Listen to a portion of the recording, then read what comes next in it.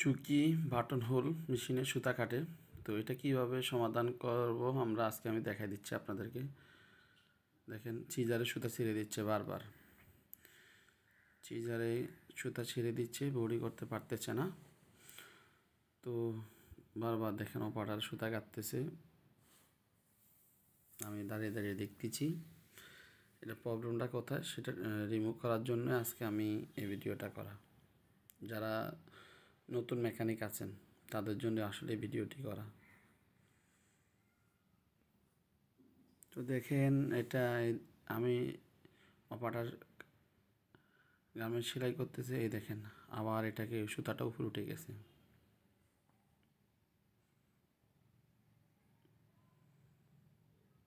সুতাটা টেকাব লিভার উঠে গেছে, অপারেটর আবার সুতা কাটতেছে। আমি চিজারটাতে একটু তেল দিচ্ছি, কারণ চিজারে পাউডার জমলে অনেক সময় ময়লা জমলে এই ধরনের প্রবলেম হয়ে থাকে। আমি এখন চিজার ফাংশনে যাচ্ছি, বাটন দুইবার চাপ দিয়ে ধরে আমি চলে যাচ্ছি চিজার ফাংশনে। দেখেন চিজার প্রোগ্রামে চলে যাচ্ছি, উপরে চিজার উপরে দেখলাম যাচ্ছি। এখানে আছে কত 0, এখানে আছে 80,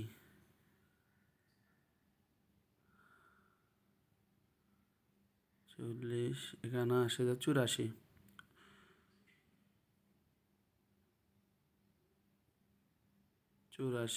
0 করে দিলাম। এখানে 84, এটাকে আমি 80 করে দিলাম।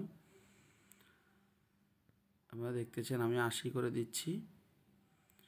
80 করে দিয়ে, যত 84 ছিল আমি 80 করে দিয়ে এখন মেশিনটিকে অন করব। দেখি আমাদের সুতা ছিঁড়ে কিনা, অর্থাৎ সুতা ছেড়ে দিচ্ছে কিনা। সম্পূর্ণ আমাদের ভিডিওটি আপনারা দেখবেন, তাহলে আপনারা দ্রুত সমাধান দিতে পারবেন।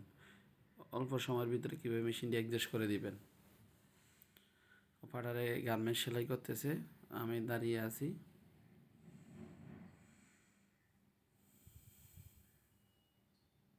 দেখেন এখন আর সুতা ছিঁড়তেছে না, অপারেটর এখন বডি করতেছে।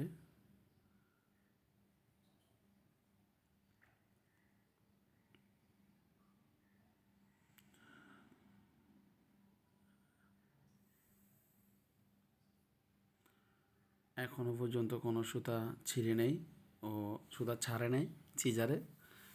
তো এক পিস গার্মেন্টস ও সেলাই করতে পারতো না, এখন দেখেন ও সম্পূর্ণ গার্মেন্টস কমপ্লিট সেলাই করতে পারতেছে।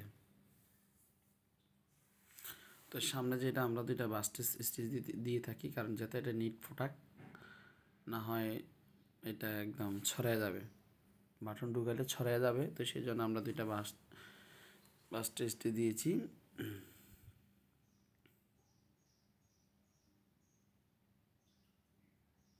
তো যে যেখান থেকে দেখেন আমাদের এই ভিডিওটি সাবস্ক্রাইব করে দিবেন, বেশি বেশি কমেন্ট করবেন। Thank you.